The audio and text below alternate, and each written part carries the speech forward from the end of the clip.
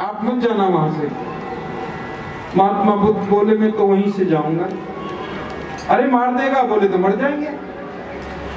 मार ही तो देगा तो मर जाएंगे, क्या हो गया, जाएंगे वहीं से। महात्मा बुद्ध जा रहे थे और अंगुलीमाल खड़ा था पेड़ के ऊपर। देखा कोई आ रहा है और बिना डरे आ रहा है। अंगुलीमाल ने हल्ला मचाया, अरे कौन है भाई, तू चला जा यहाँ से, तू तो कोई महात्मा जैसा लगता है, मैं दुष्ट आदमी हूँ, मेरे अंदर दया वया नहीं है, मार डालूंगा तुझको। महात्मा बुद्ध ने कहा मारना बाद में, पहले भिक्षा दे, भिक्षाम दे, भिक्षा। और हमसे भूत तो पैसे ही भूत मांगता है बाबा, मुझसे भिक्षा लेगा। तुझे पता नहीं मैं लोगों को मार करके उनकी उंगलियां काट करके गले में पहनता हूं, चला जा यहां से, कोई भिक्षा भिक्षा नहीं दूंगा, 1 रुपया नहीं दूंगा तुझे। महात्मा बुद्ध बोले चाहे तू एक पत्ता ही तोड़ करके दे दे, लेकिन तुझसे भिक्षा लेकर के ही जाऊंगा।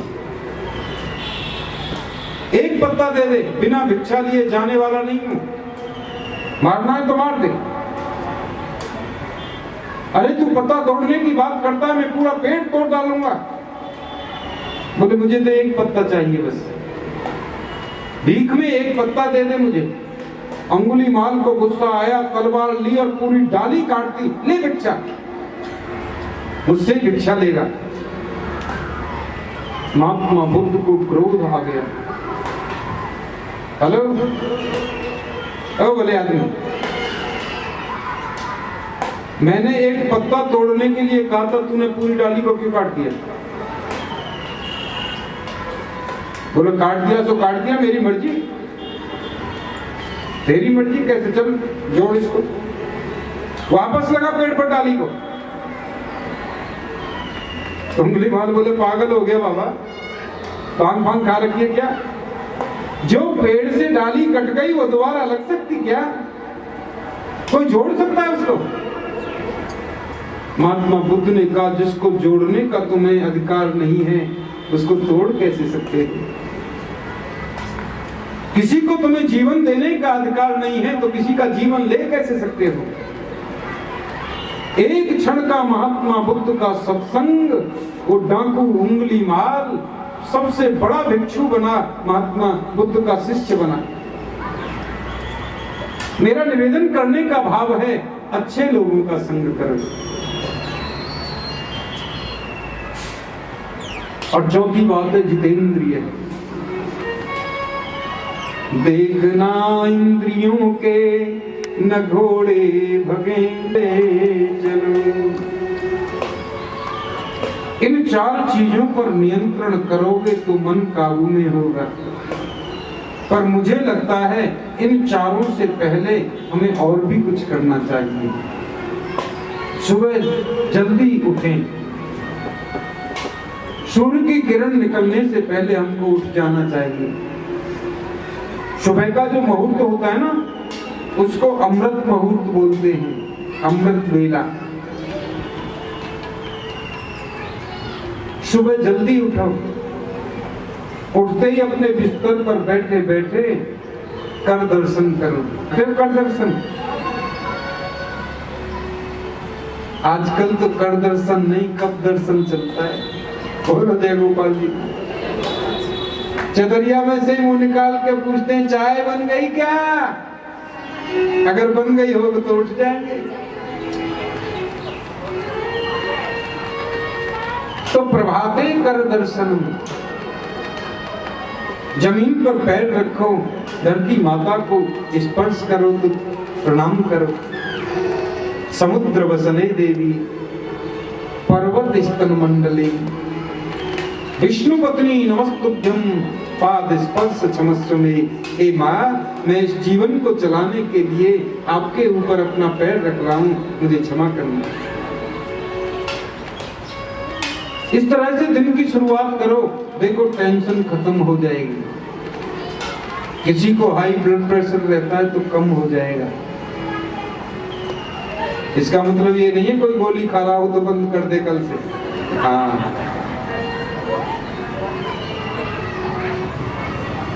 मैं ये कहना चाहता हूं कि तनाव मुक्त जीवन हो जाता है।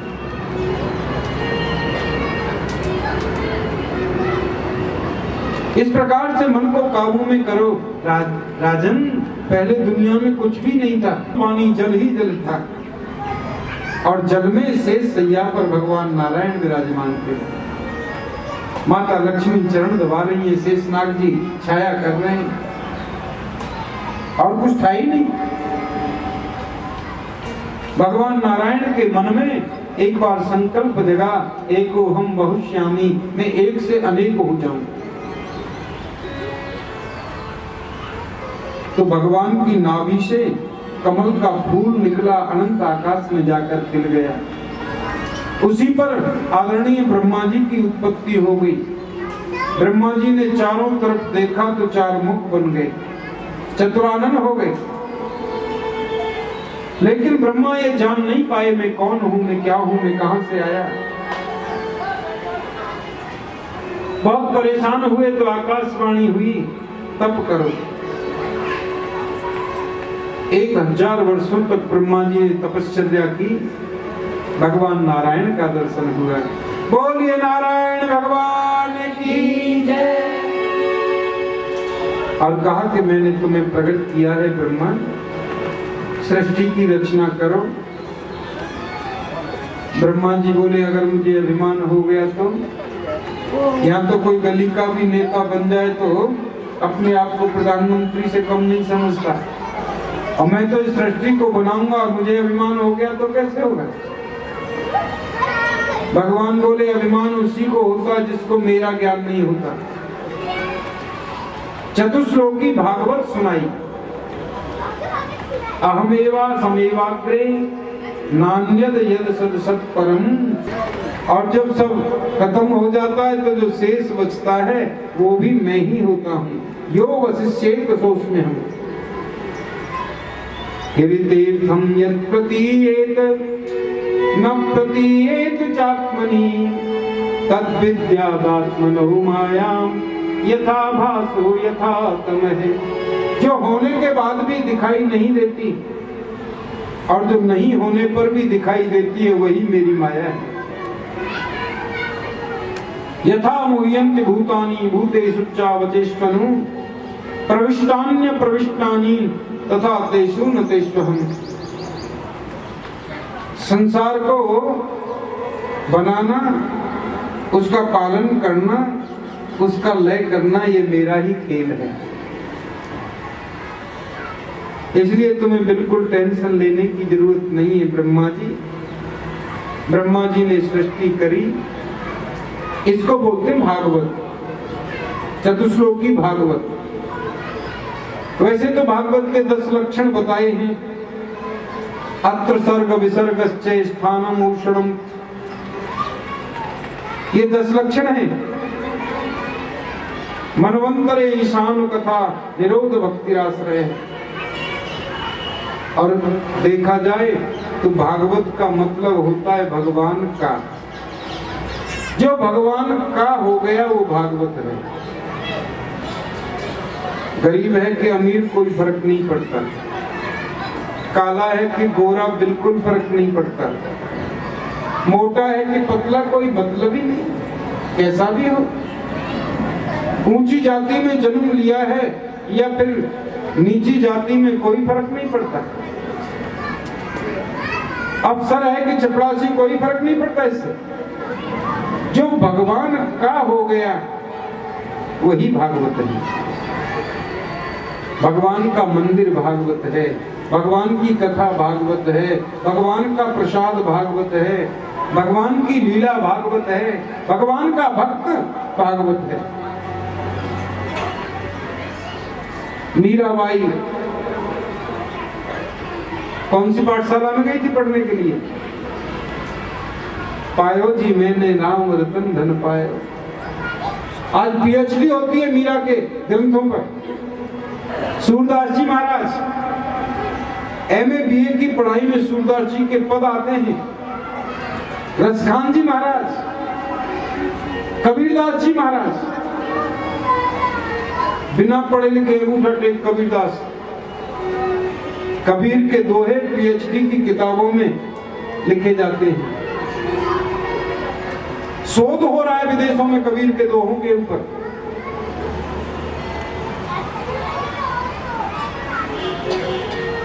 भगवान का तो कोई भी हो जाए,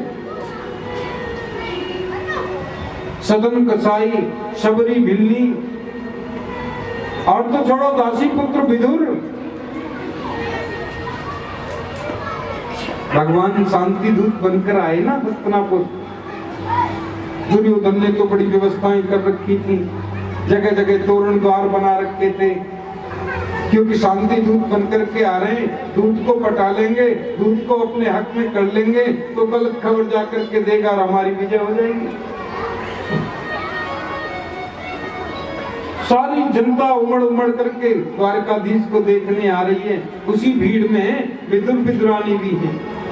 आजकल महामंत्री तो है नहीं विदुर, निष्कासित कर रखा है दुर्योधन ने, झोंपड़ी डालकर रहते हैं बाहर गांव के। अन्न का त्याग कर रखा है, केले के फल के वृक्ष हैं, उसी में से केला तोड़ के खाते हैं। दुर्योधन से कहा भगवान ने, ये पांडवों को जानते हो तुम कौन है? दुर्योधन बोला, हाँ मेरे चाचा के बेटा हैं। भाई हुए ना तुम्हारे? जी बिल्कुल। भाई होने के नाते आधा राज्य उनको मिलना चाहिए कि नहीं? दुर्योधन बोला, सुई की नोक के बराबर जमीन नहीं दूंगा महाराज। बिना युद्ध के तो सुई की नोक के बराबर। सुचक्रे नैव दास्यामि बिना युद्धे न केशव। सुई का अग्रभाग जितना होता है उतनी भी जमीन नहीं दूंगा। और तुम पांडवों की तरफदारी करने के लिए आए यहाँ पे? न जाने क्या क्या उल्टी सीधी बात की। धृतराष्ट्र ने थोड़ा धमकाया, इशारे में कहा, ऐसे बात करते हैं क्या? तमीज नहीं बात करने की। तो बात पलट गया। क्या आप राजनीति की बात लेकर बैठ गए केशव? वो सब तो बाद में बात करेंगे। मेरी माता गांधारी ने आपके लिए 56 प्रकार के भोग बनाए हैं, चलो पहले भोजन करते हैं। बुरा मत मानना, मजाक कर रहा था, मेरा स्वभाव है, मन पे आता है जो बोल देता हूं बस। भगवान बोले, देखो भोजन तो दो परिस्थिति में होता है दुर्योधन। या तो भोजन करने वाले के पेट में भूख ज्यादा हो, या भोजन कराने वाले के अंदर श्रद्धा ज्यादा हो, भाव ज्यादा हो। भाव इधर दिखाई नहीं देता, भूख मुझे है नहीं, तो भोजन कहां से होगा? अरे हाँ, याद आया, आज का निमंत्रण तो काका विदुर के घर पर है। दुर्योधन, विदुर आजकल महामंत्री नहीं है महाराज, वो अपने खाने का ठिकाना नहीं, वो तुमको भोजन कराएगा। कन्हैया बोले, निमंत्रण दिया है तो कोई व्यवस्था की होगी भैया, हमें तो जाना है। दुर्योधन बोला, माफ करना केशव, विदुर आपको कहाँ मिल गए? बोले, टेलीफोन किया था, खत डाल दिया था हमारे पास में, द्वारका में आओ तो पहला भोजन हमारे घर का होगा। सभा में सबसे पिछली लाइन में खड़े हैं विदुर जी, इशारा कर रहे हैं, कहाँ बुलाया, मैं क्या व्यवस्था करूंगा? बोले, चलो मैं आ रहा हूं। विदुर जी ने तो दौड़ लगाई, विदुरानी से कहा, घर में चौका लगाओ, घर को साफ करो, मेरा कन्हैया आने वाला है। विदुरानी ने गाय के गोबर का चौका लगाया। विदुर जी खूब लोगों की बजरिया में गए मीठे लड्डू लेने के लिए। काकी जी मैं आ गया। अरे ये तो मेरे गोपाल की आवाज है। प्रेम में इतनी पागल हो गई, वस्त्र बदलना भूल गई, ऐसे ही दौड़ पड़ी, दरवाजा भी खोल दिया। कन्हैया ने अपनी काली कमली फेंकी, इसको ओढ़ लो काकी। कन्हैया की काली कमली को ओढ़ लिया। आओ गोपाल, आओ केशव, आओ कन्हैया। अंदर से पीड़ा लेकर के आई। ये यहाँ पर बैठो। नहीं नहीं, ये जगह ठीक नहीं, अब यहाँ पर बैठो। नहीं ये भी ठीक नहीं, इधर बैठो, फिर इधर बैठो, फिर इधर बैठो। पूरे आंगन में कन्हैया को नचा रही। कन्हैया कहते, काकी जी कहीं तो बैठने दो ना मुझे। तो बीच आंगन में पीड़ा डाल दिया, वो भी उल्टा। बैठ जाओ यहाँ पर। और श्रीमान जी उल्टे पीड़ा पे ही बैठ गए। जहां प्रेम तहाँ नेम नहीं। आज हरि आए विदुर घर पाहुना, आज हरि आए विदुर घर पाहुना, आज हरि आए विदुर घर पाहुना।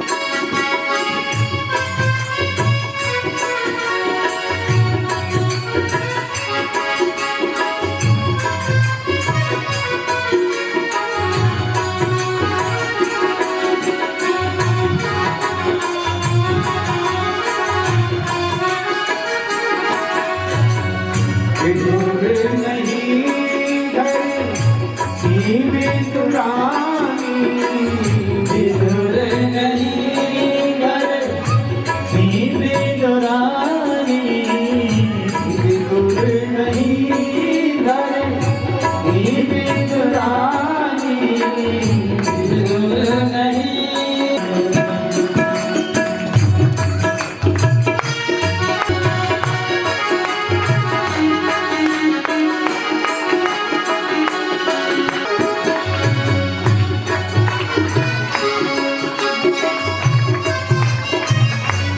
एक पर हाथ घुमाया कन्हैया ने।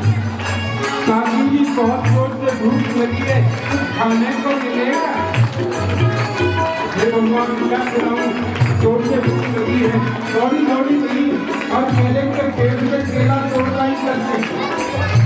आवत ही आई यही सुनाए, आवत ही आई यही सुनाए, काकी हमें भूख सताए, भूख सताए हूँ, साग पाते गजराना, आज हरि आए साग बाते करना, आज हरि आए विदुर घर पाहुना, आज हरि आए विदुर घर पाहुना, आज हरि आए।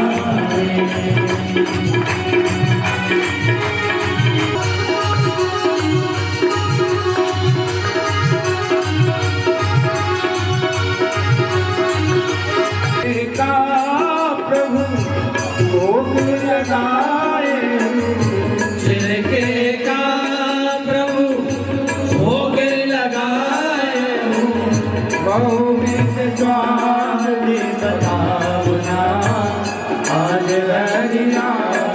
होंगे श्रीमान जी। कैसा लग रहा है? काकी बहुत मीठा है, और खिलाओ ना। आप मीठा बोल लो तो मीठा ही होगा। ये लो और खा लो, और छिलका दे देंगे। काकी जी खिला रही हैं, श्रीमान जी प्रेम से पा रहे हैं। द्वारकाधीश भगवान गोपाल जी हमारे घर। काकी जी बोली आने केले के छिलका का भोग लग रहा है। विदुर जी बोले ये क्या किया तुमने, छिलका खिला दिया गोविंद को? अरे जो माखन मिश्री खाता है उसको छिलका, तूने तो हमारे खानदान की नाक कटवा दी। विद्रोही बोली है मोटू का मालूम नहीं छिलका खिला रही।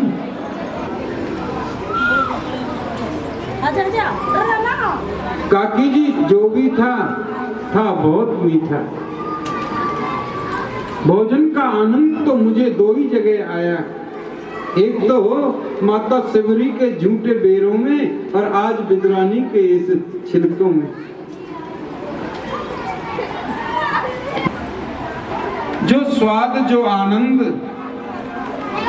विद्रानी काकी के छिलकों में था तुम्हारे लड्डू में नहीं है, क्योंकि भाव का भूखा हुए और भाव ही बस सार है। भाव से मुझको भजे तो भव से बेड़ा पार है। मुझे कोई क्या दे रहा है इस बात से कोई मतलब नहीं होता, किस भावना से दे रहा है ये ज्यादा जरूरी बात है। पत्रम पुष्पम फलम तोयम यो मे भक्त्या प्रेक्षति। वो कहते हैं तुम धन्य हो, वो कहते हैं मैं नहीं, आप धन्य हैं। एक दूसरे को धन्य कहते हैं। बोले वो तो मैं बता नहीं सकता, क्योंकि वो उपदेश तो मैत्रेय ऋषि बता सकते हैं, क्योंकि जब भगवान उपदेश कर रहे थे तो मैत्रेय जी विराजमान थे। बोलो खुदा के पास जाना है। पहले जमाने की फिल्मों में भी सार होता था, खाकी वेदांत भरा रहता था। तेरा मन दर्पण कहलाए, बुरे भले अच्छे कर्मों को देखे और दिखाए। आज के तो भजनों में भी सार नहीं है, और फिल्मी गीतों की तो बात ही मत करो। अखियों से गोली मारे तो गाना है।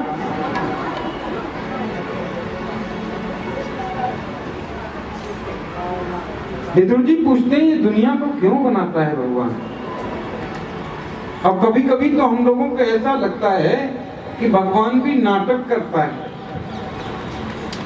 पहले दुष्टों को बनाएगा, जन्म देगा, फिर उनको बलवान बनाएगा, फिर उनसे सज्जन पुरुषों को तकलीफ दिलाएगा, और फिर जब महात्मा संत भगत लोग रोएंगे, दुष्ट तकलीफ दे रहे हैं, बचाओ बचाओ बचाओ, तो फिर कहेंगे चिंता मत करो, आ रहा हूं मैं अवतार लेकर के। ऐसा नाटक क्यों करता है भगवान? क्योंकि वो चाहे तो दुष्टों को पैदा ही ना होने दे। वो चाहे तो यहीं बैठे बैठे अपने वैकुंठ में ही बैठे बैठे दुष्टों का संहार कर दे। मैत्रेय जी बोले विदुर जी पहले तो अपने मन से इस भ्रम को निकालो कि भगवान का अवतार किसी दुष्ट को मारने के लिए होता है। नहीं नहीं नहीं, भगवान का अवतार तो होता है विप्रधेन सुर संत हित लीन मनुष्य अवतार। वो तो रास्ते में जब कूड़ा कट कट पड़ा है तो चलो आते आते लगे हाथ तो ये भी साफ कर चलो। दुष्टों को मारना तो लगे हाथों है, अवतार तो भक्तों के लिए होता है। कि मानसा में सुतायुष्मन पूर्वजा सनकादय है, चेरुर विहाय सालोकान लोकेषु भिरपात की।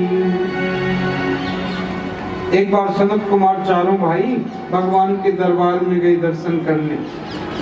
देखने में 5 वर्ष के बालक लगते हैं, उम्र 50,000 वर्ष की है।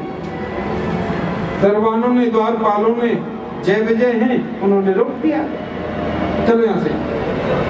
छोटा बालक समझ के, हो सकता है थोड़ी डांट लगा दी हो सकता है छड़ी भी छुपा दी हो। जय विजय को श्राप दे दिया सनत कुमारों ने, तुम भगवान के पार्षद होकर ये समझते हो कि तुम्हारा पतन नहीं होता, जाओ हम श्राप देते तुम लोग राक्षस बन जाओगे। भगवान आए, बाहर निकल के भैया इनकी गलती थोड़ी, ये तो ड्यूटी कर रहे थे।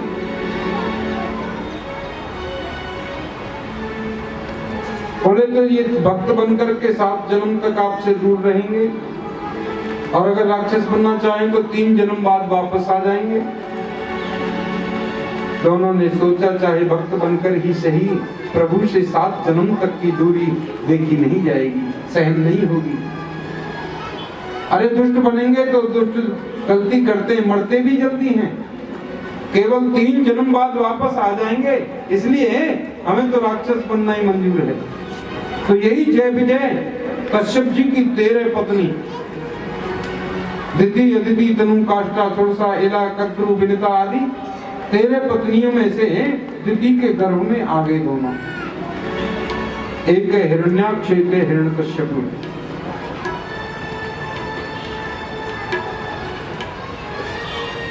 दिति ने देख लिया ये राक्षस पैदा होंगे तो जल्दी मरेंगे, जन्म ही ले लिया। 100 वर्ष तक गर्भ के अंदर रखा। सूर्य का प्रकाश फीका पड़ गया, चंद्रमा भी घबराने लगे, देवता लोग परेशान हो गए। ब्रह्मा जी के पास में आए, ब्रह्मा ने सबको समझाया। अरे ये हिरण्यकश्यपु हिरण्याक्ष हैं, साधारण नहीं है, साक्षात भोलेनाथ के भक्त हैं। तो जन्म हो गया हिरण्यकश्यपु का और हिरण्याक्ष का, और जन्म लेते ही सीधे समुद्र में छलांग लगाई। 12 भगवान लेकर के आ रहे थे पृथ्वी को, अपनी डाड़ों पर रख करके ला रहे थे। हिरण्याक्ष ने 12 भगवान से छेड़खानी की, बोले हमारी पृथ्वी को कहां लेकर के जा रहे हो?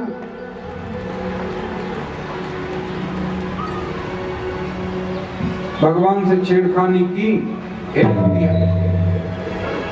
इतनी जोर का तमाचा लगा, कथा में जितने भी सो रहे थे सब जग गए। और हृदय गोपाल जी हाँ, राम नाम सत्य होगा बेचारे का।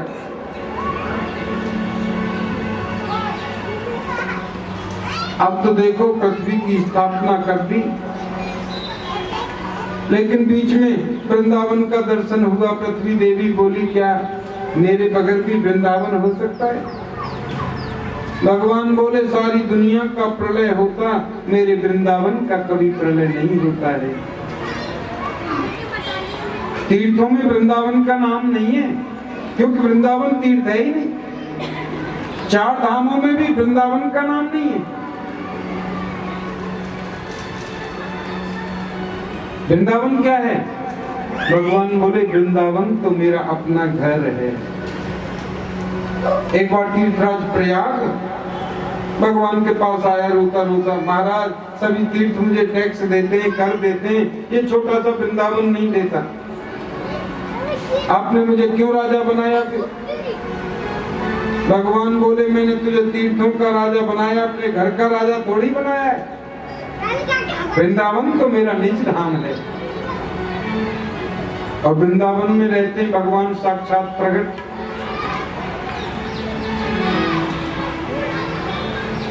मधुसूदन सरस्वती पाद काशी के बड़े विद्वान हुए हैं, वेदांत के उपासक हैं, भगवान की उपासना करते हैं, काशी में रहकर ही। एक बार गलती से संतों की मंडली के साथ वृंदावन आ गए। 2-4 दिन वृंदावन में रुके, दर्शन किया, फिर वापस काशी चले गए। भगवान मेरी उपासना तो काशी की है, शिव जी की, और ये टेढ़ी टांग वाला बीच में कहां से आ गया? और मन कहता है चलो वृंदावन, चलो वृंदावन, चलो वृंदावन। अपने मन को समझाते हैं।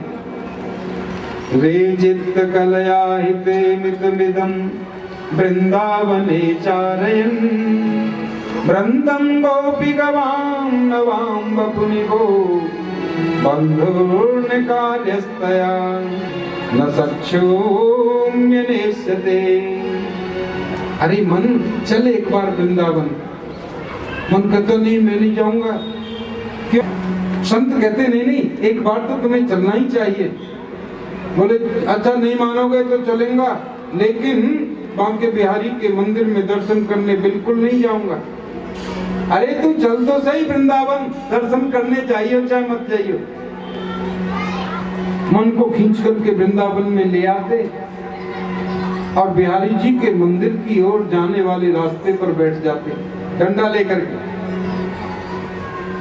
और बैठे बैठे रोते रहते। बस मंदिर के अंदर जाते नहीं, रोते रहते।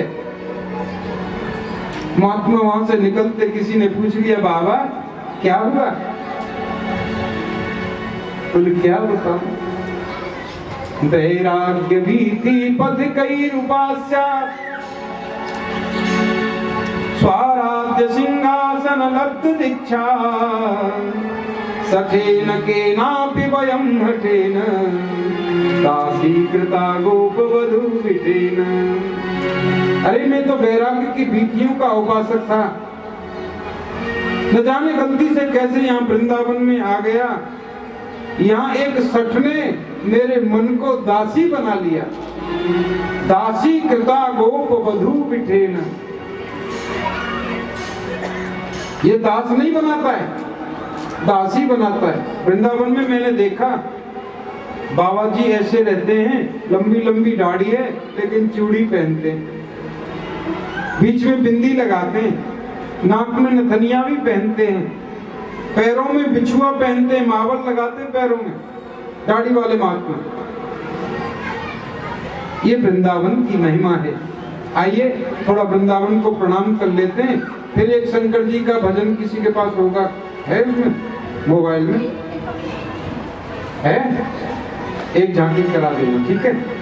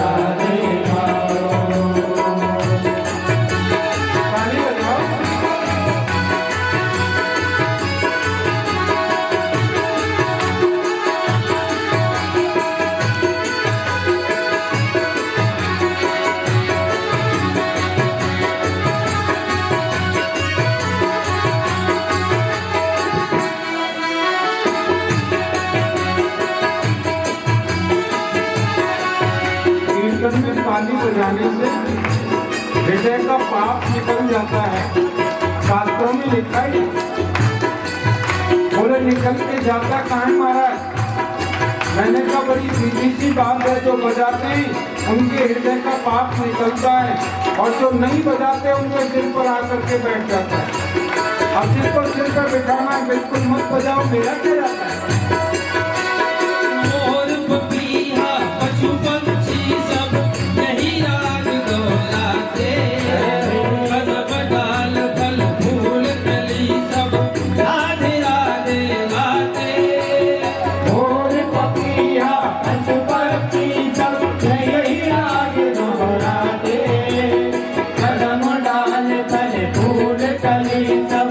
राधे राधे राधे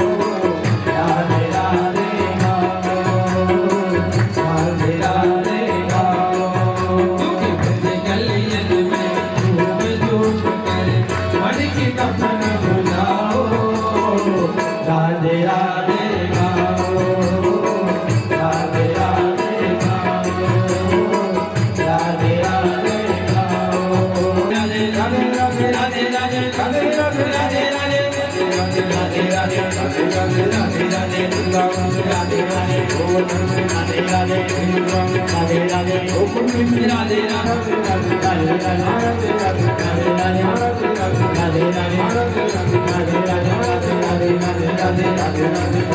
राधे राधे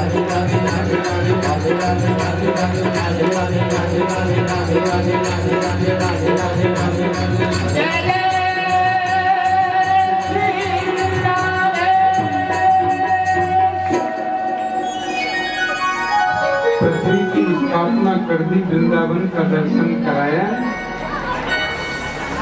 परीक्षित ने पूछा, महाराज सृष्टि की रचना कैसे हुई, किसने इस सृष्टि को सर्वप्रथम रचा, ये कथा आप मुझे बताइए। आदरणीय सुखदेव स्वामी बोले, ये कथा तो मैं कल 2 बजे से बताऊंगा, सबको 1:45 बजे पहुंचना है।